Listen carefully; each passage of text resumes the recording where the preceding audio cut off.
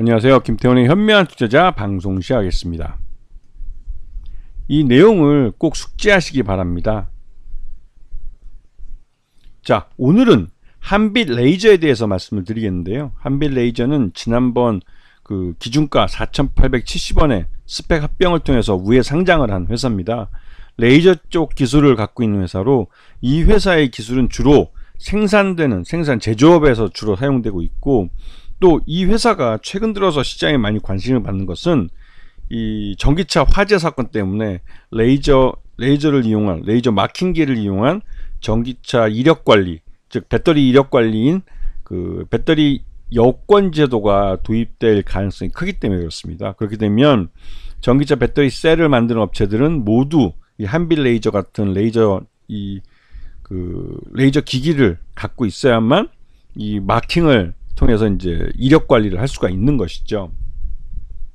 지금 보시게 되면 이 한빛 레이저의 크게 사업 부분은 크게 세 가지로 나눠집니다. 하나는 2차전지 제조 장비 쪽과 자동차 제조 장비, 그다음에 기타 반도체 제조 장비 쪽으로 나눠지는데요.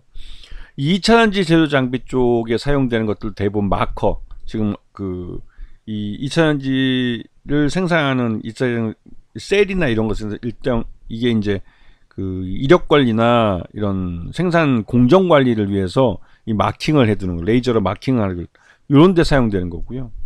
그리고 뭐 자동차 제조 장비도 자동차 차대에다가 이 레이저로 마킹을 한다든가 이럴 때 사용되는 겁니다. 그리고 반도체 쪽은 최근 들어서 이 부분도 이제 핫한 부분인데, 이 HBM 반도체라고 이게 굉장히 생산량이 많아진 그런 메모리 반도체인데, 이 HBM 반도체의 이런 생산 관리, 공정 관리에 이 레이저 마킹기를 도입하려고 하는 검토가 이루어지고 있습니다. 이게 생산 공정이 바뀌는 부분이라 쉽게 결정되지는 않겠지만, 이게 결정이 될 경우에는 삼성전자나 SK하이닉스도 이 레이저 마킹기를 대량으로 구매를 하는 곡이 될 수 있죠. 그런 부분 때문에 시장에서 관심이 많은 상황입니다.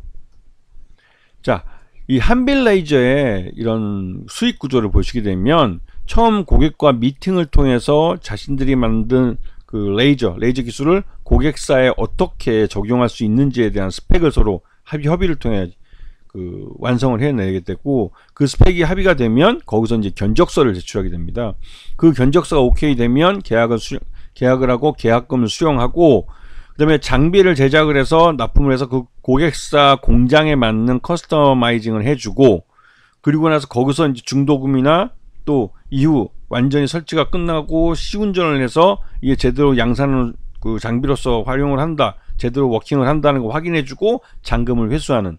그래서 미니멈 한 6개월 정도의 이제 계약과 또 그다음에 잔금 수령까지 한 6개월 정도의 기간이 걸리는 걸로 알려져 있죠. 그래서 지난 상반기 실적 기준으로 봤을 때 올해 상반기는 그렇게 좋은 실적은 아닙니다. 작년이 한 225억 정도 매출을 했기 때문에 지금 한 100억 정도 해야 작년 수준일 텐데, 지금 63억 정도밖에 매출을 못했기 때문에 올 상반기 실적은 굉장히 나쁘게 나왔죠. 이게 이제 그렇게 이제 돌이켜 보면 전기차 이 배터리 셀이나 이런 전기차 캐즘 현상 때문에 생산량이 줄면서, 이것 때문에 이제 이 전기차 쪽 공장에 2차전지나 이런 쪽에 들어가던 레이저 마킹기들도 대부분 다 투자 이연으로 대부분 이연돼 버렸습니다. 그러더니 매출액이 굉장히 줄게 생겼죠. 지금 보시게 되면 요번 2분기 실적만 해도 전년 동기가 70억 정도 매출했는데 요번에는 30억밖에 못했습니다. 지난해보다 이제 반토막이 난 거죠. 매출 외형이 작년에는 81억이나 했지만 올해는 63억으로 줄면서 적자폭이 더 커졌습니다. 영업손실이 9억이나 발생을 했죠. 이 말 뜻은 한빛 레이저가 규모의 경제를 달성하지 못했다는 사실입니다. 그리고 이러한 적자를 보고 있는 게 이 전기차 캐즘 현상 때문에 대부분의 전기차나 2차전지 업체들이 투자를 이연한 그 결과에 의해서 이러한 현상이 나타나는 것이죠. 자, 여기에 보시면 수주잔고가 나와 있는데, 6월 30일 기준으로 수주잔고를 보시면 전체 213억 수주한 것 중에 63억을 지금 쳐냈고 149억 정도 수주잔고가 남아있는 걸로 알려져 있습니다. 이제 이 정도는 굉장히 작은 거죠. 매출 규모가 작은 겁니다. 그래서 이 규모의 경제를 아직 달성하지 못한 그런 회사라는 걸 알 수가 있는데, 요번에 남아있는 149억의 수주잔고는 제일 큰 게 자동차 제조 장비 쪽에 남아있는 것이고, 그 다음으로 이제 그 2차전지 제조 장비, 그리고 산업 제조 장비에서 반도체 제조 장비 쪽에 이 수주 잔고들이 남아있는 상황이죠. 자, 한빌레이저의 최저주는 요번에 31.05% 갖고 있는 김정목 대표고, 그리고 이 특수관계를 포함하면 45.60%가 최저주 지분을 잡을 수가 있습니다. 그래서 소액주들은 47.99%, 유통 가능 주식수는 47.99%에 달하죠.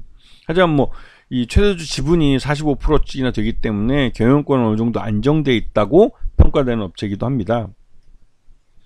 자, 그런데 이 회사가 이제 전환사채를 발행해 놓은 게 있는데, 이 1회차 전환사채는 이번 6월달 해서 상장을 하고 6월달에 대부분 다 주식으로 전환된 것으로 보입니다. 그게 1,545원의 전환 가격이기 때문에 훨씬 더 이 가격대 이제 그 주식으로 전환된 주식들은 대부분 다 시장에서 매도되었을 가능성이 크고요. 네. 자, 그리고 이제 DB금융투자가 이 전환사채를 통해서 주식을 확보했다고 공시를 했고, 이게 이제 120만 주 5.32%에서 지금 4.04%로 92만 8천 주가 남아있다고 공시를 했습니다. 그렇지만 이 5% 룰에 따라서 이제 5% 미만으로 떨어지면 공시 의무가 없기 때문에 대부분 이 전환사채 전환을 주식 전환을 통해서 보유한 주식들은 대부분 시장에서 매도했을 가능성이 크죠. 근데 이제 DB금융투자는 5% 밑으로 떨어졌기 때문에 지분 공시를 할 의무가 없습니다. 자, 여기에 최근 들어서 이제 전기차 이 화재 사건이 나면서 이 전기차 배터리에 대한 이력 관리가 필요하다는 말들이 힘을 얻고 있고, 특히 배터리 여권제도, 이게 EU에서 먼저 시작을 했는데요. 왜냐면 이 폐배터리를 줄일 수 있는 배터리 재활용을 위해서 이력 관리를 해야 된다라는 것이고, 이에 대해서 지금 우리 시장에서는 이게 좀 도입하는데 한 2년 동안 계속 검토만 해오다가 요번에 그 이 독일 벤츠가 그 전기차 화재가 발생하면서 이 피해가 굉장히 크게 발생했습니다. 그래서 이제 요거 배터리 그 이력 관리에 대한 그 제도화, 입법화를 정부에서도 적극적으로 검토를 해서 조만간 이 배터리 여권 제도를 내놓을 것이다라는 말이 나오면서, 여기에 들어가는, 즉 각 배터리마다 이 레이저로 이 마킹을 해서 이 배터리의 이력을 관리할 수 있도록 하는, 그렇다면 배터리 마킹기가, 그러니까 레이저 마킹기가 수요가 늘어나게 되는 결과가 됐죠. 그래서 지금 한빌레이저는 상장 초기에는 여러 가지 기대가 컸지만 그 이후로 주가가 계속 흘러내리면서 지난 6개월, 7개월여가 지나면서 지금 주가는 3,195원까지 그 내려오게 됩니다. 그리고 최근 들어서 이 전기차 배터리 이력 관리에 사용되는 그 레이저 마킹기나 또 그 HBM 메모리 반도체를 이력 관리하기 위한 이 레이저 마킹기에 대한 수요가 늘 것으로 기대되고 있어서, 그에 대한 부분이 주가에 선반영되면서 이제 주가가 반등 나오고 있는 상황이 있죠. 거기다가 앞에 설명드렸던 전환사채들이 주식으로 전환돼서 이미 시장에 다 그 매물화되면서 이제 매물에 대한 부담이 상당히 이제 줄어든 그런 상황이기도 합니다. 그리고 무엇보다도 한빌레이저가 이제 레이저 마킹기의 수요가 늘어나면 실적이 호전될 수 있는 가능성이 크기 때문에, 즉 규모의 경제를 달성할 수 있는 것입니다. 그래서 그런 기대감이 한빌레이저의 주가에 대한 선취매로 나타나고 있는 것이죠. 그래서 항상 이 신규 상장한 종목들은 최소 6개월 정도 지난 후에 그때 가서야 진짜 제주가, 즉 기업 가치에 따른 제주가가 나타나는 경우가 많습니다. 그전에는 보유해서 되거나 아니면 이런 그 프리 IPO를 통해서 투자했던 투자자들의 매물이 계속 나오고 해서 상장 초기에는 주가가 흘러내리는 경우가 많죠. 그래서 이런 부분을 주의해서 보시면 되고, 한빌레이저 같은 경우는 지금 당장은 실적이 적자지만 향후 실적 개선이 가능한 그런 이벤트들이 있기 때문에 그런 이벤트들을 꼼꼼히 체크를 해보시면 충분히 수익을 날 수 있는 투자 기회를 잡을 수 있을 겁니다. 아시겠죠? 자, 오늘 방송 여기서 마치겠습니다. 감사합니다.